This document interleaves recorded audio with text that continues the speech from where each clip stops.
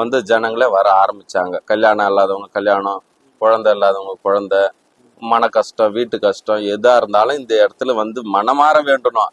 கடமைக்குன்னு வேண்டறதுக்கு வேற. சித்தா உன்ன நான் நம்பி வந்துட்டேன், நீதான் எனக்கு கை இது எனக்கு ஒரு வழியை காட்டணும் அப்படின்னு சொல்லிட்டு மனமாற உள்ளத்தோட யாரு வேண்டீங்களோ அது நடக்கும். கடமைக்குன்னு வேண்டிட்டு எனக்கு ஒரு கடமை இருக்குது, இது நீ தான் முடிச்சு கொடுக்கணும் அப்படி சொல்லிட்டு ஒரு எந்த ஒரு கோயிலுக்கு போறாலும் ஆத்ம திருப்தியோட கும்பிடணும். கண்ணீர் செலுத்த மல்கி கும்பிட்டாதான் அதுக்கான பலன்கள் கண்டிப்பா கிடைக்கும். நிறைய பேர் சொல்றாங்க கஷ்டம் தான் அழுவாதீங்க ஐயா. அதாவது ஒரு கோவில்ல ஆடம்பரமா அபிஷேகம் அலங்காரம் ஆபரணங்கள்லாம் கொண்டு செய்வாங்க. அது இருக்கப்பட்டவங்க செய்வாங்க. இல்லாதப்பட்டவங்க என்ன செய்ய முடியும்? ஒரு கட்டி கற்பூரம், மனமாற ஒரு கண்ணீர் சிந்தன்னா பஞ்சபூதத்துக்கு தெரியும். பஞ்சபூதத்துல கடவுள் இருக்கிறான்.